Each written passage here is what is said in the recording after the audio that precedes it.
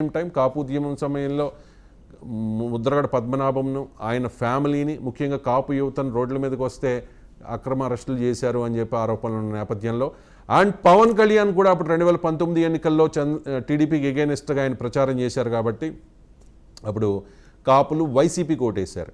మరి ఇప్పుడు ఎవరికి వేయబోతూ ఉన్నారు? తెలుగుదేశం పార్టీకి మద్దతు ఇస్తోన్న పవన్ కళ్యాణ్ ఉన్న కూటమికి వేయబోతూ ఉన్నారా, లేకపోతే ముద్రగడ పద్మనాభం సపోర్ట్ చేస్తోన్న వైసీపీకి వేయబోతూ ఉన్నారా అనేది పెద్ద సస్పెన్స్గా మారింది.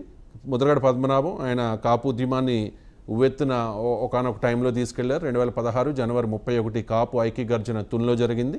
13 లక్షల మంది ఆ సభకు వచ్చారు. ఆ తర్వాత జరిగిన దురదృష్టకర ఘటనలు కూడా మనందరికీ తెలుసు. తుని ట్రైన్ యాక్సిడెంట్, ఫైర్ చేశారు. అప్పుడు దానిలో కూడా చాలామంది కేసులు పెట్టారు కాపు యువత మీద. అవన్నీ కూడా జగన్మోహన్ రెడ్డి అధికారంలోకి వచ్చిన తర్వాత తీసేశారు.